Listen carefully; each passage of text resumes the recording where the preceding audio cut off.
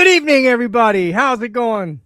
I'm Steve Molloy, your host with Real Talk Fins Talk, and we got two distinguishing guests on here tonight. We've got Britt Legassi from Fins Talk Sports Network and Overtime. We've got Greg Meyne from Fins Talk Sports Network and Overtime as well. So, how you guys doing tonight? Start with you, Britt. How you doing? I'm good. It's actually nice to have something to talk about positively with the Dolphins. And sorry about the voice is a little scratchy, a little smoker voice today. Been dealing with a cough last few days. No But no, I'm, problem. I'm excited about this team and at least trying to go in the right direction. Yeah, that's a good point. Greg, how about you? How you been, man? I've been really good. Just looking forward to all the news that comes out every single day about all the movement within the organization. This Yeah, has this has been fun. I don't care what anybody says. This is new. It's exciting, and it's cool to open up the phone every morning. Let's put it that way. yeah, for Yeah. sure. I'm And, excited and too. we're not the Browns going with Todd Monken. No offense to him, but I don't think that was their plan at head coach. So No, I'm kind of glad, like, hey, wait a minute, maybe we got a guy that was good, hopefully. I mean, a lot of teams wanted them, but I mean, yeah, a lot of teams wanted Gase at one point, too. So there's that. And a lot of people yeah, wanted Jeff Fisher for the second time around, for those of you yeah, who wanted the second time head coach. yeah. Those are true. Those are true points. But I want to thank everybody for joining the show tonight. Everybody in the chat, everybody that's out there, wherever you're at, whether you're on Twitch, Facebook, X, wherever you're at, whatever platform, come over here. Give us a like, join the community over here. There's a bell down there. Hit that bell. If you're new to the channel, subscribe, then share with your friends, your families, and your neighbors. And before we get started, gentlemen, I just want to say, remember, we may not always agree everything Miami Dolphins, but there's one thing we do agree on. We are all Dolphins. So with that, as you said, Britt, and as you said, Greg, I almost forgot your name there for a second. All right, Mr. Ross. I know. I'm not quite that old yet, although I might look it with my white beard. Yeah. So, like you all said, I'm excited to wake up every morning and to look at my Dolphin X account and see all the movement that's happening within the organization. And in fact, with that, we did have an addition today to our team of the Miami Dolphins. We had Brett, what's his name again? You're better with the names than Liddell I am. Betts. Lonell Betts, he's our running Liddell. back coordinator, Liddell Betts, and then also the offensive new offensive line coach, Yancer is his name. Yeah, I believe it. I guess that's how you say it. I have it right here, Zach but Genser. yeah. So he's coming to us as well, and I'll get all these coaches' names correct and all that. And I'm not really uh ready to get into a big discussion about all the coaches because they haven't been implemented yet. But there's a few that I'd like to talk about that we have implemented, and so I wanted to start with number one. I wanted to start with the important dates that we have coming up. So everybody's on top of this. Important dates ahead for the NFL and the Miami Dolphins. So February 9th is when the waiver period begins. It opens. February 17th, we have franchise tag window opens. It closes on March 3rd at 4 p.m. That's the franchise tag window. And then on March 9th, we have the early negotiating window opens for pending free agents and things. That's going to close at March 11th at 4 p.m. That's Eastern Standard Time. March 11th is 2026. That's going to be the league year and free agency period begins. UFAs, that's undrafted free agents. My bad. March No. 9th is right. UFA is unrestricted free agent. Unrestricted. Yeah, UDFA is Yeah. undrafted free agent. Yeah. There we go. Thank you for that. I wanted to make that correction there. So UFAs is unrestricted free agents. Correct. That starts on March 9th is when the early negotiating window opens for them. And then March 11th is the 2026 league year and free agency period begins. Again, that closes at 4 p.m. Eastern time. Then we have March 29th through April 1st is the annual league meeting, and that's going to be held in Phoenix, Arizona. And if anybody's interested on that. And then April 6th is the Dolphins' first day of off-season program. So those are your dates for the Dolphins and the NFL. So, Steve, say that again. What dates are the owners' meetings in Phoenix? The owners' meetings in Phoenix. That is going to be on March 29th through April 1st. Oh, okay. Yeah. Were you going to be in that area? Time. There you go. Have to crash that party. Let's put it Yeah. that way. Crash that party, man. We need all the help we can in this organization, you know.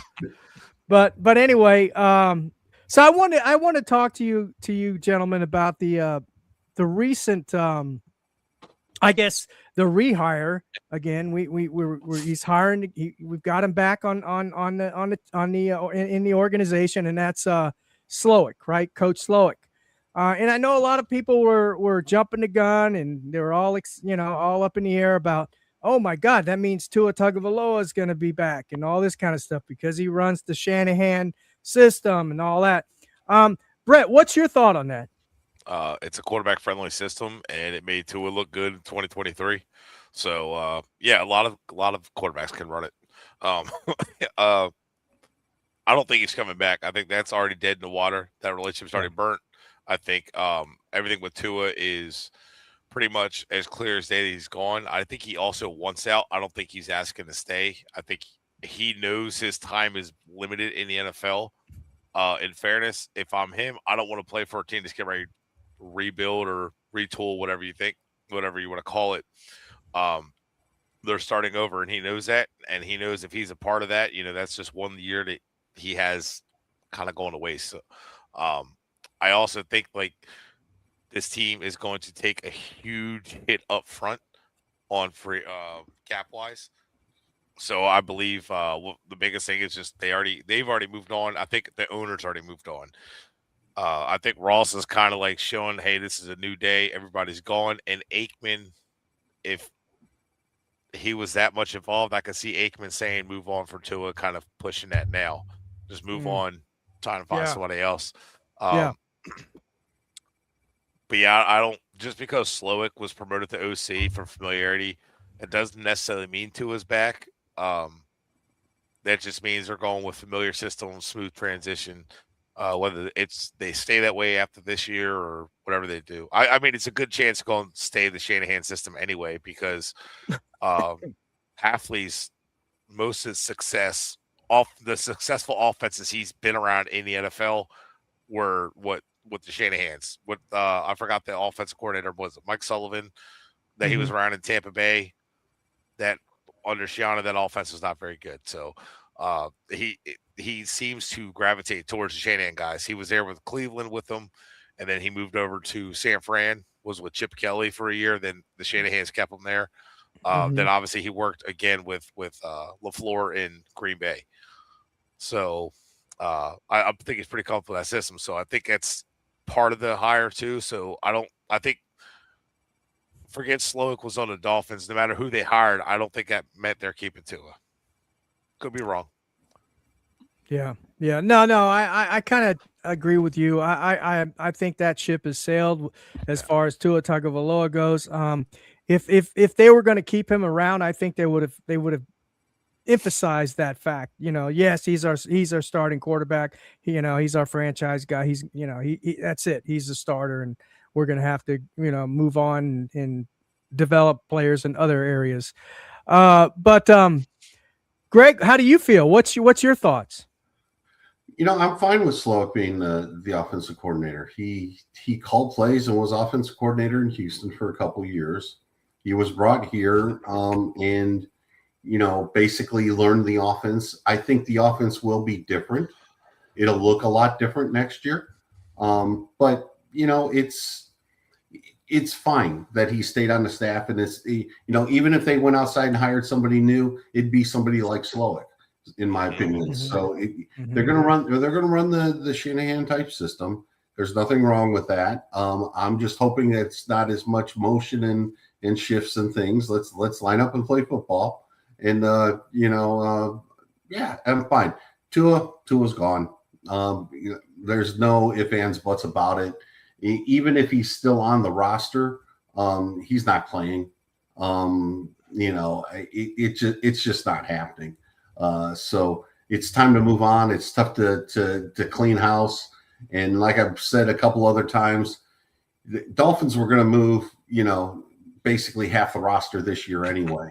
All right. And now with a new coach and a new organization and everything, it's going to be a drastically different looking roster in 26 compared to what it was in 25.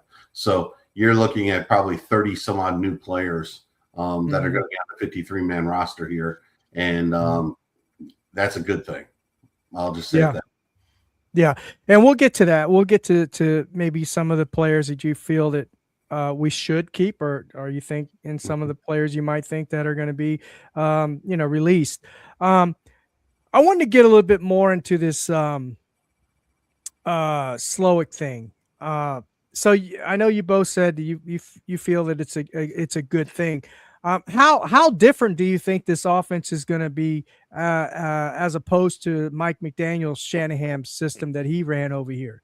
What do you see? Or I mean, I know we can't, we have no clue, right? I mean, but what are some of your ideas that how do you feel it's going to change? I'll go with. Yeah, Greg.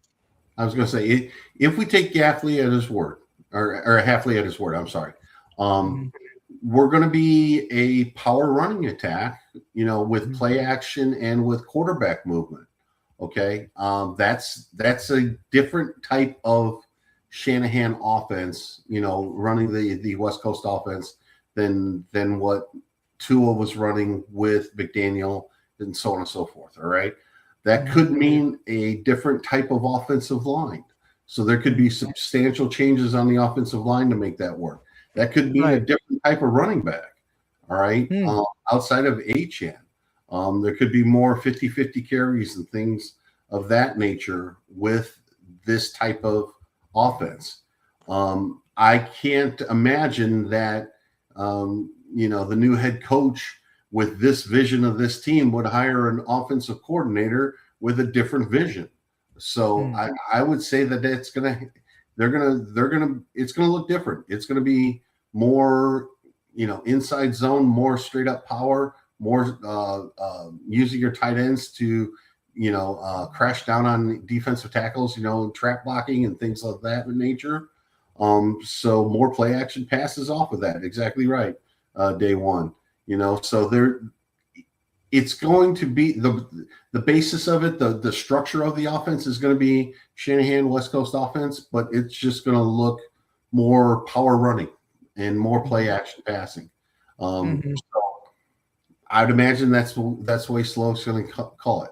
Now, Slowick has a history of throwing a lot. So we're going to have to see what that's going to all entail.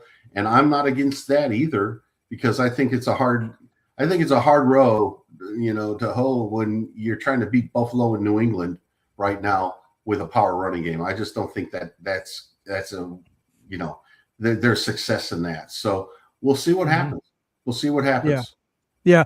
Now, when you say a power running game, even though we're going to be doing that wide or, outside zone type stuff, I know he did mention, he wanted to do some he didn't say I wasn't going to do any outside zone, but he said he'd like to do more inside.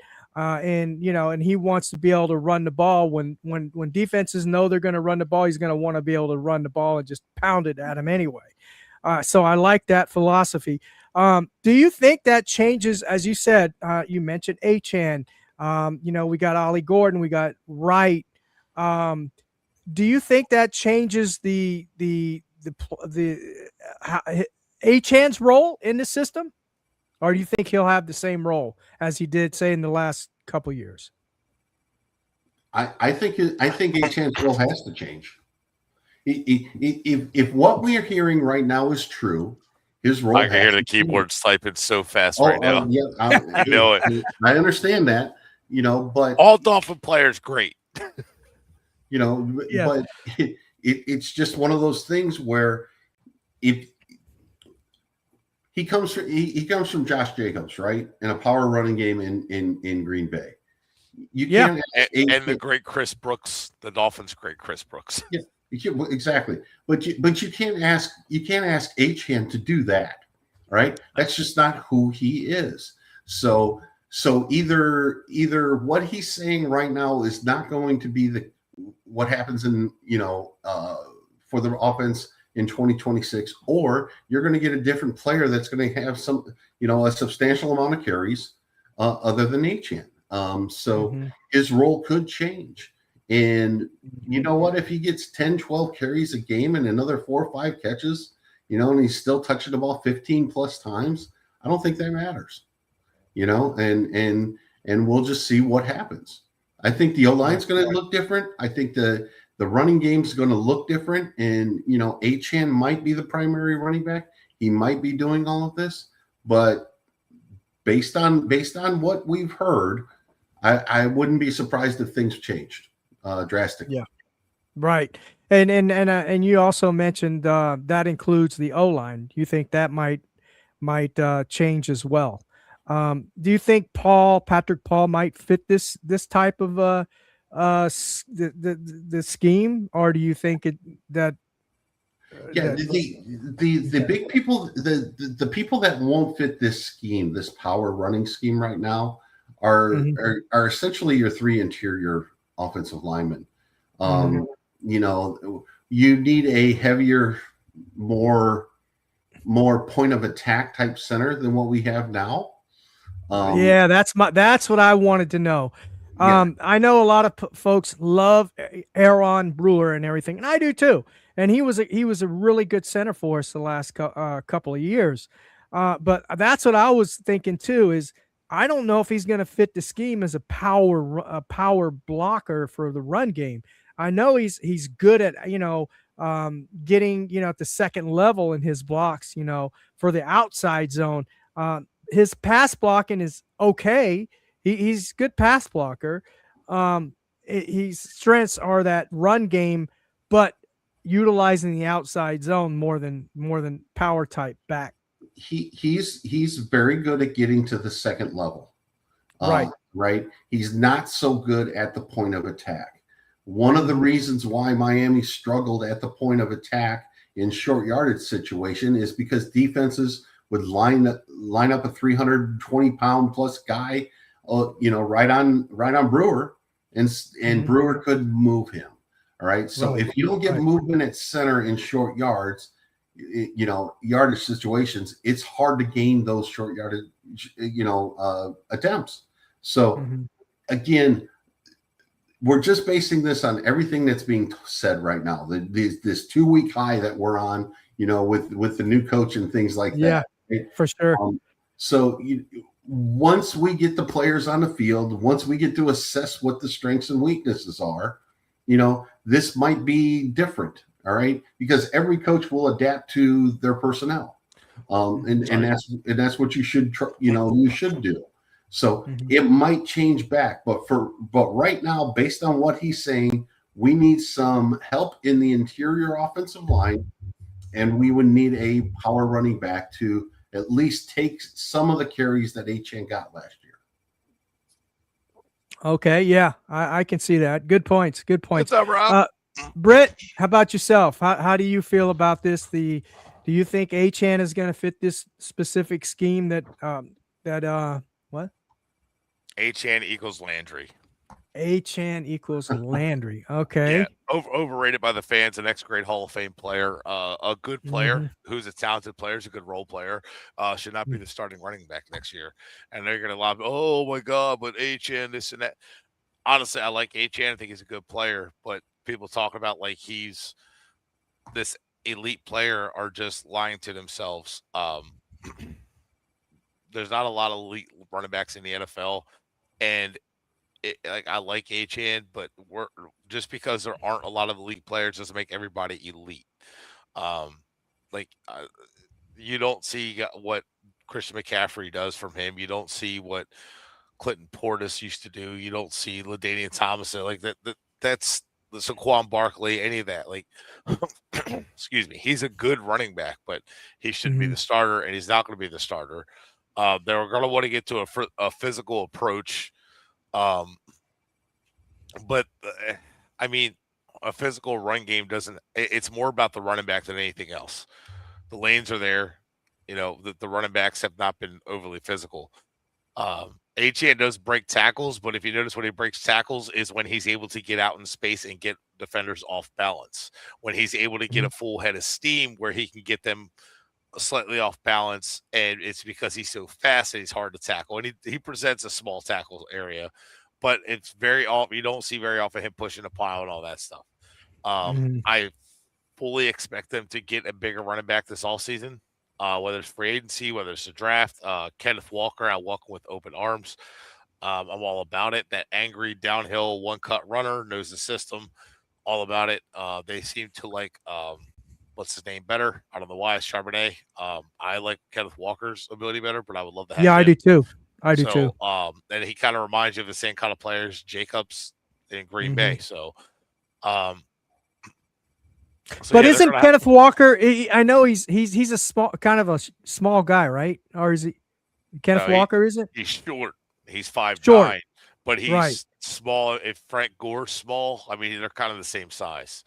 Like Okay. was Frank Gore Gotcha. 215, 220, and he's Yeah, something like about that. that. Yeah, 215, so 220. and he's a Yeah. low to the ground runner too. Right. Right. But no, he's I not get your point. small in that sense. He's Yeah, I bigger. see what you're saying. He's definitely bigger than Achan. So He's thick. He's thick. yeah, yeah. So Yeah. but yeah, no, so no, I don't see Achan having the same role. In fact, I can almost see them trading Achan. Um, Mm. but you know, like Matt LaFleur, That's a who's bad more word. That's a bad word what in I Dolphin land. honestly, him talking about all the players, everyone's like, "Oh my God, these are the new faces." Yeah, Waddle and Achan, Brooks, they're here to stay. That was just the guys Wingfield brought up. I think they're going to. I think that was definitely a sale tactic to say, "Yeah, these guys are great, man. I like having these Mm. talent. How much you want for them?" You know what I mean? Like Right. Right. I can Right. see them Right. trading some guy, if especially if it makes sense cap wise. And now, mind Mm-hmm. you, you have to pay with no money the next 2 years. You have to pay Mm-hmm. Mm-hmm. Achan. So do you trade him while his value's hot Mm-hmm. or what? So um but I think people are rating him like Jarvis Landry. What happened after Jarvis Landry left? Good player Mm-hmm. still, but that's it. And that's what Miami Yeah. Dolphins are full of. Yeah. As far as Yeah. Slowick, though, I think the system is going to be similar to what Mike McDaniel ran as far as pass to throw percentage. I already broke it down. I sent it to Greg where McDaniel Right. and um, Slowick were more pass happy. Um, some of you are probably going to think we're going to be running the ball a lot. Could, but I still see an offense that leans towards the pass. And for those saying that we have to run the ball more, this and that, if that's your take, everybody says well, Miami had a good run game in 2023. Miami was 15th in rush attempts in the NFL.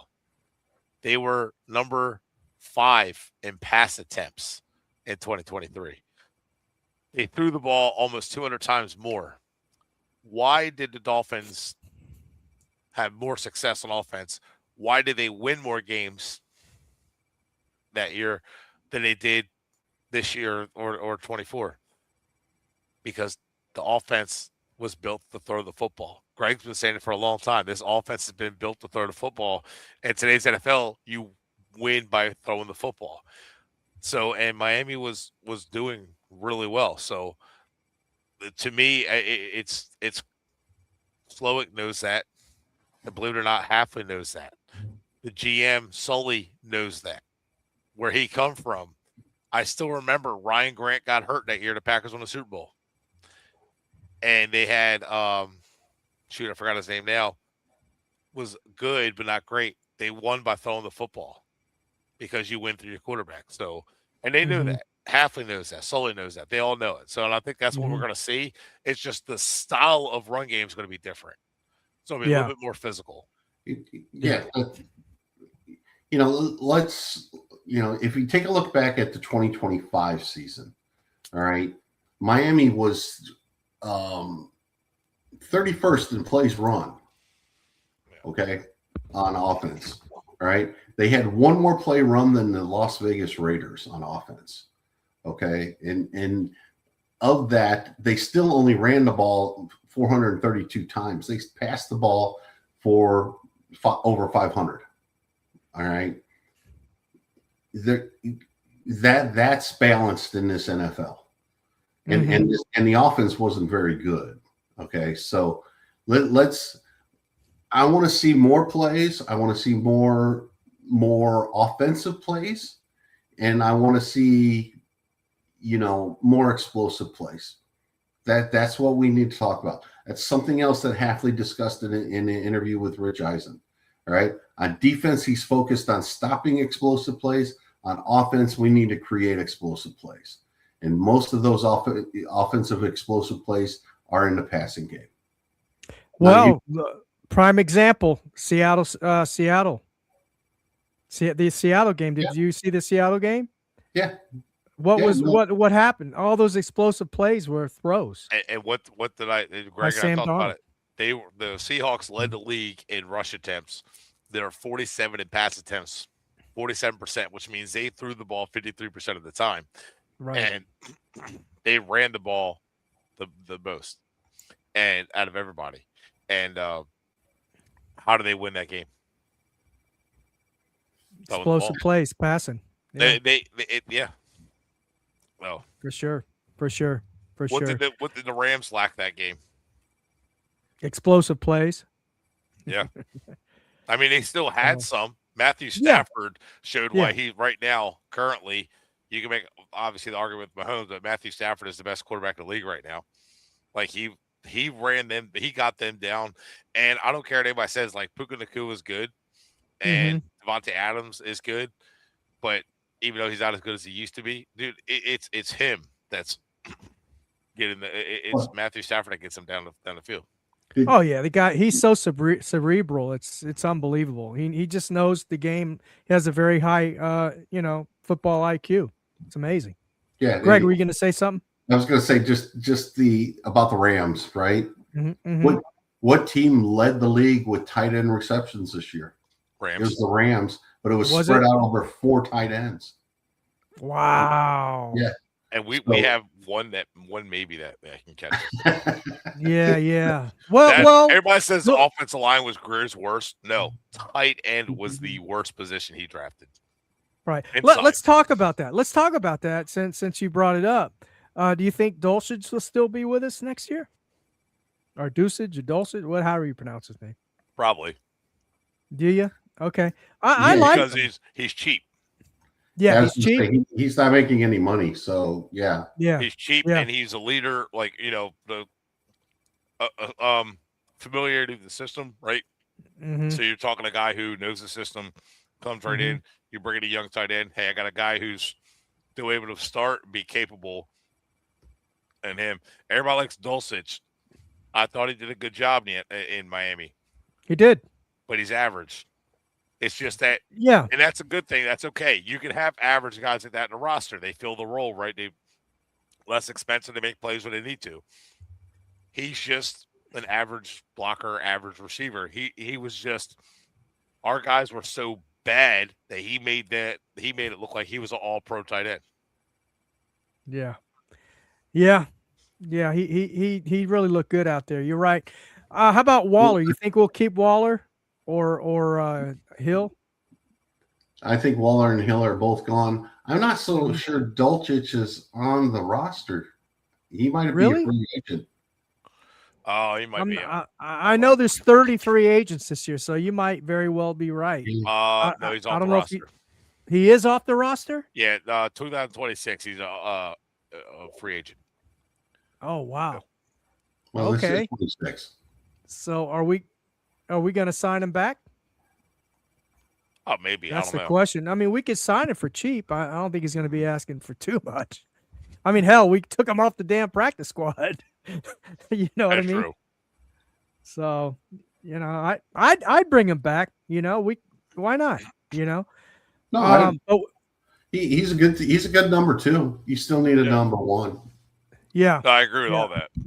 I think we need a number 1. How about a Kyle Pitts? Are y'all up for a Kyle Pitts? I don't know if he fits the offense. I'll say it that way. A power running game, any type of a successful running game, you need to block the edges, and you need tight ends to do that. Right. There was a comment earlier about Miami's run game improving. Once they brought in the 6th offensive lineman, right, and the jumbo package. Well, that's because he's basically playing the tight end role of securing the edge.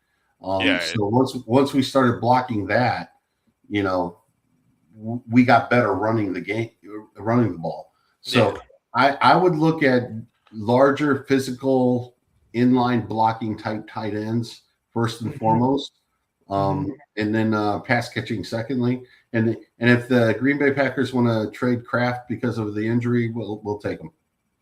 Oh, 100%. Yeah. That guy's good. Yes, sir. No doubt about I'd even that. take one of the ones from Buffalo for now. From where? Buffalo. Oh, you mean Knox? Yeah, I'd take Knox. Yeah. I mean, was it not Knox? He's an upgrade. I think he's available too. Yeah, I mean, he's wow. good. I don't think he's like as good as the top guys, but I think he'd definitely be a good sign.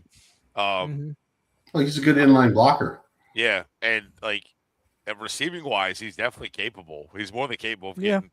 So I would definitely bring him in if they don't resign him, which they could because they need their weapons, and having 2 good tight ends is definitely a good thing to have. So yeah, I agree with that. So let's talk about the offense a little bit too. The O-line. So we've already talked about Aaron Brewer. What are they going to do with Jonah Sevaniah? That's what I want to know. And AJ Austin Jackson, are they going to? Would he fit a power type blocking scheme? Those two. The scheme's not really changing. Yeah. Sevaniah, I'm not sure can work in any scheme right now because of his footwork. He really needs to improve drastically to be a quality player on the O-line. I think Jackson would actually, benefit from that more power run game. His problem is going to be he's not a very good pass protector. Injury. And he's injured a lot. So there's a lot there to unpack. I think Patrick Paul's basically the only one that they're going to keep. And I would not be surprised if they look to move on or upgrade the other 4 positions. Well, interesting. So the offensive line is going to be a talk for a while, and it's never going to end. And all the incorrect information about the offensive line continues. They keep seeing that we still need offensive line. We need to build inside out, build offensive line first. It's a load of crap. So the one thing I want to say about offensive line, I agree with Greg. I do think there's going to be some turnover there. Brewer, I think, is just going to depend on his contract kind of thing. And I think Brewer saves us some money. So I think they're going to move on from Brewer. Here, right now, you save post 6-1, trade or cut. You had 2.1 dead cap this year, and 2027 you have 5.4 million. If you do pre-release or trade, you save. You have dead cap with 7.6 million this year, and then you save about 1.5 million. That opens cap this year and next. And we need cap. I would say it's probably better to go ahead and do a 6-1, but he saves you money. Then you got to find somebody. So I don't know. That's point 8 is if they can afford to keep him, he might stay. But if they see him as a way to save money, he's gone. Yeah. Um, Yeah. as far as like offensive line goes, everybody's thinking they're going to go offensive line first every pick. Already broke it down. The Packers, and this is just since Sully was there in 2003 until this year, they drafted, I want to say like 5 offensive linemen. Jordan Morgan at 24. Before that, it was just a few years later in 2011, they drafted Derek Sherrod, and the year before, Brian Bulaga. And, well, that's it. That's the only offensive lineman they've drafted in the first round since when Sully was there in 2003. Right. Not that he doesn't make decisions. He's talked it time and time again. He follows that system. Mm-hmm. The line that they focus on most is D tackles. They've done that the most. But the point I'm making is I don't expect them to fix this early in the draft at all. I expect them to fix this a lot in the mid rounds, and that's where Green Bay went offensive line a lot. The 3 offensive linemen taken by the Packers have all been offensive tackles. So the way the draft is shaping up this year, offensive tackle would make sense looking at their history, looking at, the way the draft could fall. I could see that. I just don't see it every year. Mm-hmm. As far as that goes, though, the offensive line that we have is not that big of a problem. It can be upgraded, but it's not this major project that's like it's holding the team back, this and that. You could trot that offensive line out this year, and you're gonna have and you can put different players, different quarterback in there, and all of a sudden you have success. You know what I mean? So it's not so much the offensive line. It needs to be upgraded. It's not that it doesn't. I'm not saying that, but what I'm saying is a lot of people are putting the finger in the offensive line when the offensive line is like one of the last issues wrong with the offense. Again, the edge blocking has been awful, but the offensive tackles have basically done their job, especially Paul. It's just the tight ends were awful. So tight end needs to get upgraded soon. Okay. And one thing I will say about tight end, okay, it's becoming a position that you can draft early and get success early with. All right. This year, Loveland and I just had the kid that's in Indianapolis from Penn State. Tyler Warren? Yeah. Tyler Warren. All right. They were impact players basically the entire year as rookies, playing tight end and blocking pretty well. All right. If there's a tight end at 11 and you think that that's the place to go get it. Dolphin Thirsty's talking about Sadiq out of Oregon. That dude's going to be a stud. I like Sadiq a lot, and I've already said that I can see this regime drafting him. I can see it. I could see it as well because it's an important position and it helps make that offense run. That Hafley and John Eric are familiar with. All right. You having 1 or 2 good tight ends that can block and catch the ball, that opens up a lot of things on your offense. And Miami hasn't had one of those in a while. Yeah, they really haven't. They really haven't. And going back to Achane, I know I'm backtracking, but yeah, and we're talking about the cap. We were just talking about the cap. I know you were, Britt. That means, and we got to pay Achane this year, right? I mean, I think he's going to expect an extension. And you're looking at Brooks is going to expect an extension on the defense side. Minka's going to want some more money, and Aaron Brewer. Yeah, I think Minka's going to Aaron Brewer. They don't trade Brooks, though. You can probably extend him. Yeah. And actually open cap space with him. Yeah, well, we need to keep Brooks. I think we need to keep Brooks. Pretty much getting rid of this one this year, and moving it to next year, just adding it on to what he'll make next year. So you're not kicking it down the road. You're just basically adding it to what he'll make next year. Right. But if you look at, I don't want to get, into the weeds here on the cap thing, but if you look at the top 6 players on the active roster for Miami right now, the top 6 highest paid players, all right? You got Tua, you got Tyreek Hill, you got Bradley Chubb, you got Minka Fitzpatrick, you got Austin Jackson, and you got Jalen Waddle, right? There's a good possibility that all 6 of those players are gone. Start of the season.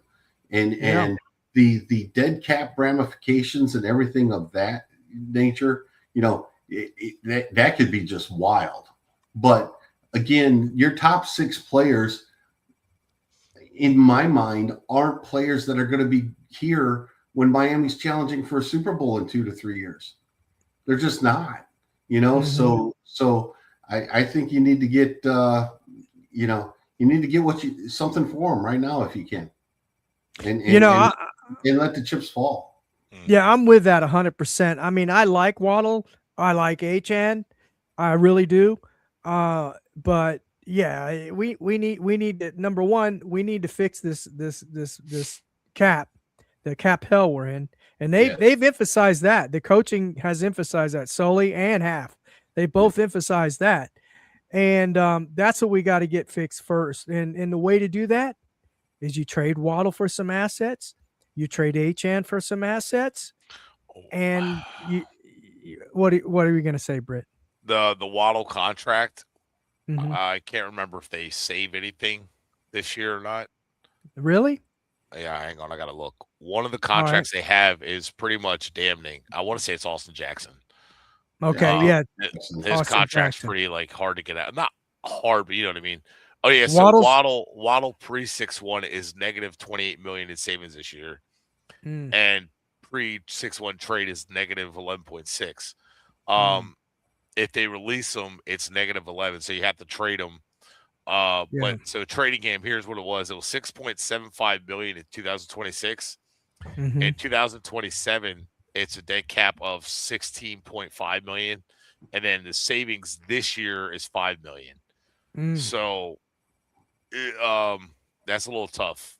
So I mean, it wouldn't be a bad thing if we keep them, but now, next year you save like 27 million with the post 6-1.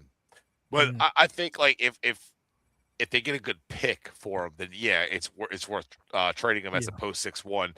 If they can't get a good pick for them, then you have to really weigh the options there. Like if it's a first or first is tempting. I think you have to go with 2 picks. But if it's like a second and a third, if it's like a third or fourth or third or fifth or whatever, I don't know if I take it. I don't know if it opens enough cap space where I can at least play him for a year. Because I think it hurts you next year more than it helps you. Right. Britt, can you answer this question, or one of you gentlemen? I'm not familiar with these two. I don't know. I haven't watched them enough to know for sure. But Utah offensive linemen, I don't know if they really – I don't know. I have to look at it all a lot. Yeah, everybody's raving about the kid from Miami. Bain? No, the offensive tackle. The offensive tackle. Oh, okay. Yeah. I don't know. Anyway, we'll get into that. I know, Brett, you get into the draft. You're on the aren't you on the draft show this year? Not as heavy as I was, but I'm gonna try to get in a little bit. Okay. Sounds good. So let's shift over to the defense side now. Well, let's stick with the offense. Let's talk about the receivers. We've already discussed Waddle. How about Malik Washington? Is he a keeper? Is Theo Reese a keeper? Who's the other wide receiver we have now? I don't even know who they are. Oh, Taj Washington. Are any of those keepers? I think you keep Malik Washington, and then all the other positions I think are kind of just up in the air. To be honest with you, assuming Hill is gone and Waddle's here, right. I was assuming that already. You need to rebuild that room. Let's put it that way. There's a lot of in that room without Tariq Hill. I'll just say it that way. So you need, if this is another draft, potential pick in the first or second round is wide receiver for the Dolphins. They need help in that room. There's just no ifs, ands, buts about it. It's a position that needs help for sure. Yeah, Britt, and how do you see it, Britt? Do you think they should, if they go with that route and they draft someone in the second or third round, wide receiver, are you looking for a bigger, taller wide receiver, or are you happy with the the shorties that we've had the last the 4 years. Well, I like what we have with well, I like we have. I don't mind Waddle for what he is. Mhm. You know what I mean? Mhm. I think I do want to get size in that room, and they're going to. Malik Washington is not necessarily a guy he's not big, but he's not small. He's He's that physical. versatile. He Yeah. is physical. He's pretty much what him and Achan are similar in a sense of receiver style. Mhm. Yeah. He's like having a running back at receivers. I think you definitely Mhm. keep him. Yep. Taj Washington's cheap. He's not great. You can move on from him. Mhm. If you don't have to, that's fine. But like it's Mhm. bottom of the roster kind of guy right now. He's another small guy, though. Yeah. You just you draft the receiver, which I definitely see them doing this draft. It's a decent receiver draft. I could see that at pick 11. You know, I could see the tight end, Kenny Shadik there. So I could see them addressing receiver in the draft. For agency, it's hard to say. I don't know what kind of money they're going to have, what they'll do. I don't foresee them spending big in free agency like ever. Mhm. That's just not the MO of He where said they his come from. second year they'll look Yeah. to free agency, and Yeah. they like to get if they get free agency, they like them to be someone that's going to be an impact player, right? Well, they're not going to have to go for agency this year, though. They have no choice. yeah, I think But you're they're right. not going to go like spend big, but they're going to have to sign some guys that fit what they do that are Mhm. affordable. Like a But Roman Dobbs. yeah, I can see Dobbs being like brought in, but they're definitely going to go Mhm. taller guys. Green Bay has always had bigger physical receivers, and then they've always had guys like Greg Jennings, Yeah. Donald Driver, who do some of the dirty work underneath and Mhm. can also get deep too. But Mhm. for the most part, a lot of their guys are taller, they're bigger, they're I won't say physical, but they're tough. Like they can play against man coverage. And the biggest thing to emphasize, getting open. I mean, Yeah. getting open at all levels, being able to use your size, Yeah. your speed, and all that. Like think of Jordy Yeah. Nelson style guys. That's who they're going to go after. And Mm. that's something that Interesting. Green Bay's always been successful with. Yeah. I That remember tight end. Jordy and Driver They and had all those Driver, guys. Jordy, Javon Walker, Greg Yeah. Jennings, Yeah. James Jones. Mhm. Then the list goes on. Randall Cobb. Mhm. Yeah, Randall Cobb too. Yeah, I remember him. You want to be physical in the running game, you need to be physical outside the blocking as well. All right. We keep hearing that we don't want to, that the new coaching staff is going to eliminate the soft label when it comes to the Miami Dolphins, right? Mhm. I hate to say it like this, but you eliminate the soft label by getting bigger at the skill positions. All right. Yeah. You're getting more Yeah. physical at the skill positions. All right. The Mhm. offensive line and defensive line, they're going to be physical. Okay. And you guys brought up a good point about the tight ends being physical and good blockers and all that. And just as well, wide receivers have to be good blockers too, especially if you're going to run any type of outside zone for sure. To run the outside game, to run the screens that you want to run. Okay. Yeah. You got to have people who can block on the outside. Yeah. So look, that's what I mean when this roster turnovers, that's why I don't think Waddle's safe. All right. Waddle is I don't not think anybody's safe. And Waddle is not that type of player that they keep talking about wanting. So, let's see what happens here when it's all said and done about these skill positions. You cannot be a physical team with a finesse running back and finesse wide receivers. It just doesn't work that way.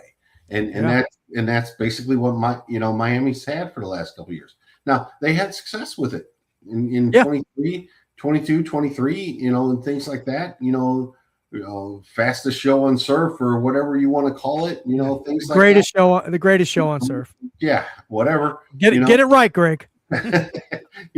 But it worked, high scoring, high flying team, things like that. Right. That's not what this sounds like right now. And again, once we get to camp and things like that, it might change again. But what they're saying now, we do not have the personnel to run it. and that's on offense specifically, and that's what I want to see. I want to see what this new roster is going to look like, through free agency, through the draft, through trades. Who gets cut. It's going to be an interesting offseason. It's going to be a fun offseason, one of the funnest off seasons we've had in a long time because of that. Yeah, I agree. And I want to thank everybody for joining me tonight, man. I see you all in there. We got Brian 35 Dayon. I've seen Mr. Sebring. I've seen him in there. Dolphin Thirsty. Thank you for sticking with us on the show. Appreciate you.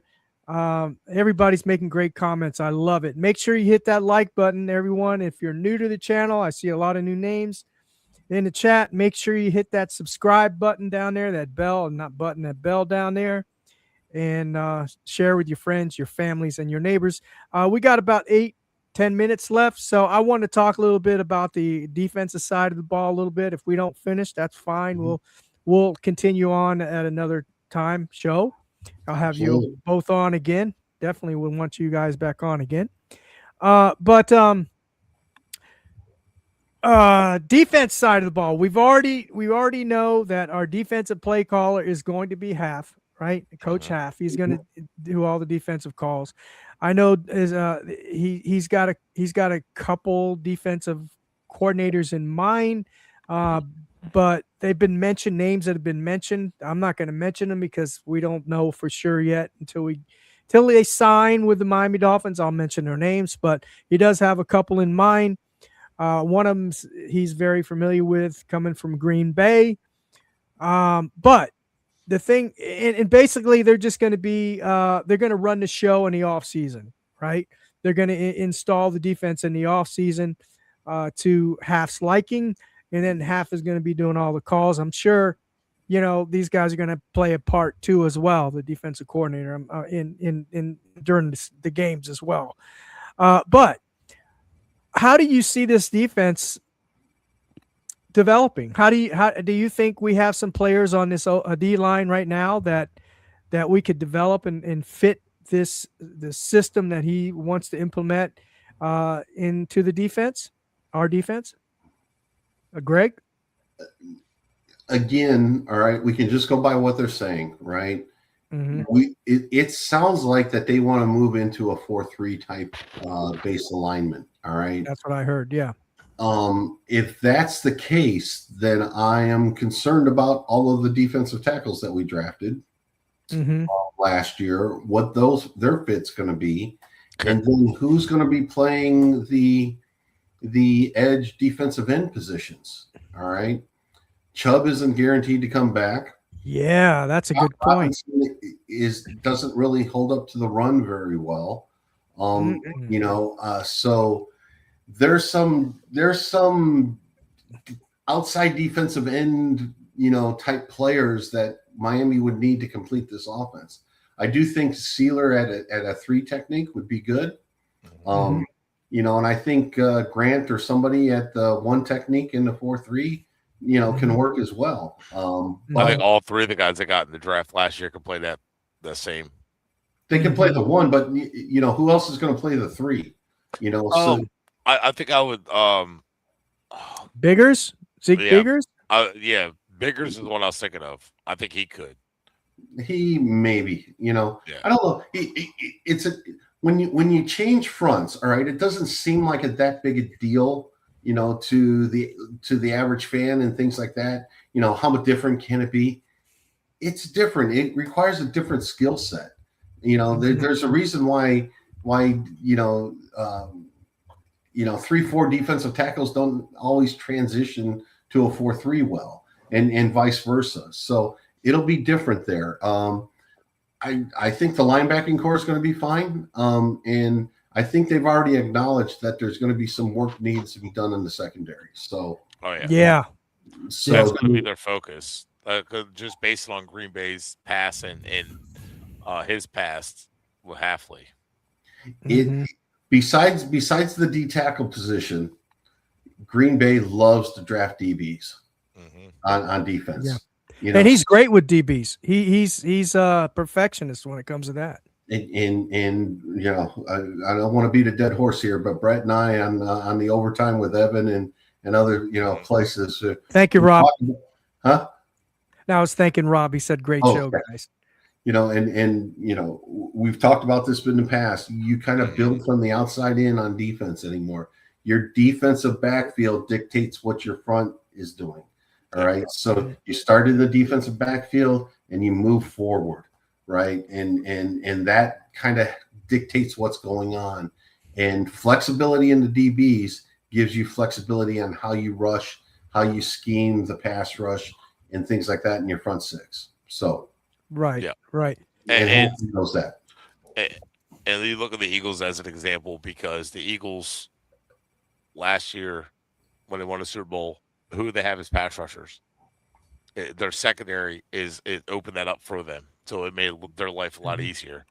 So they could so now Fangio, which he loves to play, leave his corners on an island, and because they could do that, he was able to mix the blitzing and everything up to create pass rush. That's something Hafley's apparently known for everywhere he's been with coaching DBs, including look up the job he did with the 49ers and the amount of injuries and no-name guys that were having great careers under him. Very well-coached defensive backs everywhere he's been. Yeah, and also he going back to the D-line, he doesn't like to blitz a lot. He only blitzed like 21% of the time. And he just mixes up the coverages. Yeah, he mixes up the coverages as you all stated. Yeah, he relies on confusion to confuse the line, to confuse the quarterback, and it makes them hold that ball for an extra couple, tenths, and that allows the pass rush to get there. So, yeah, I mean, again, I don't want to keep belaboring the point, but everything that they're talking about is drastically different than what we've seen the last handful of years with McDaniel. Oh yeah, completely opposite. So it is something to observe this offseason to see how they construct this roster in this vision, because it is a sea change. It is completely different what they're talking about compared to what they had.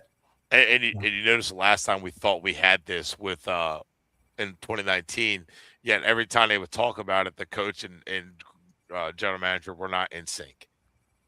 And these guys are in sync. And I know we heard that whole lockstep. We're never going to blame each other. And that's all that went on. These guys are actually talking about the same things together. And I know a lot of people hear emphasis run game and emphasis of power, this and that. No, they're talking. It's not just because they say that doesn't mean they're going to go physical. Listen to what they say. They don't want big, stiff guys. They want guys that with the size and the speed. So they want to beat you up physically. They also want to beat you at all three levels. And Sully is, every time he talked about offense, he talked about the wide receiver and pass game. He talks about wide receiver, quarterback. Defensively, they've talked about the defensive line and the corners.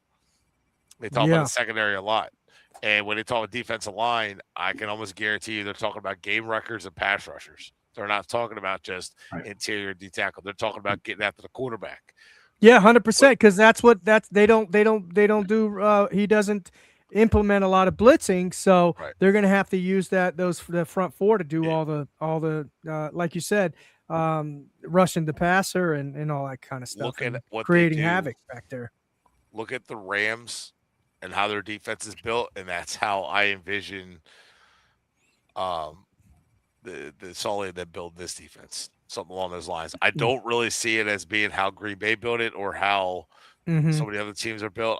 I see them being a little bit more physical and finally defensive ends that are not just fast or good rushers, but guys who are all around studs. That's what we're probably going to see a lot more of. Yeah. So do you think Chop Robinson will fit in this defense? Maybe not so much as the role he played the last couple of years, but maybe they can switch him to a linebacker position. Like one of the linebackers alongside Brooks. Or a situational rusher, I think. Maybe. Okay. Yeah, that makes sense. Yeah. Yeah, I think he's strictly a third down pass rusher right now on this team. Yeah. As an outside linebacker in a 3-4, he can be on the field more. As a defensive end in a 4-3, he's going to struggle holding up against the OTs and tight ends blocking him all the time. It's going to be. I don't see him being an effective, 3-down player on defense in this defense if they play this defense. Right, and that's fine if he's a role player, that's fine. That's fine. But and before we close the show tonight, I wanted to ask you this too, both of you. You said the linebackers, you feel comfortable with the linebackers we have now. Now we know Brooks, he's a stud. He's all over the field, do you think we're going to keep Gay and Britt and Dotson? Well, I think Gay is a free agent, but I would like to bring Willie Gay back because he is a versatile linebacker. He can play defensive end. He can play. He can blitz. He can stand up. He can play outside, inside, and that's how the Spagnuolo used him in Kansas City. So I mean, he has usage. I don't think it'll be expensive. Good tackler. Every time he was on the field, he did his job. And so I don't think Weaver understood how to use him, to be honest with you. I don't know what Weaver was doing. But I don't think that I don't think the linebackers would be bad. I think Brooks is here for the long haul. He's the kind of guy they look for. I like Averill Reese. He's a good freak athlete, good tackler. Matt Patricia made him look like an idiot in that playoff game because Matt Patricia is Matt Patricia. Same guy probably put a D tackle on a corner or at corner. Anyway, yeah. So, linebackers, I think it'll be fine. I do think they address linebackers still, though. Yeah, I think they will too. Greg, you think they'll address linebacker in the draft in one of the rounds? Probably have to, right?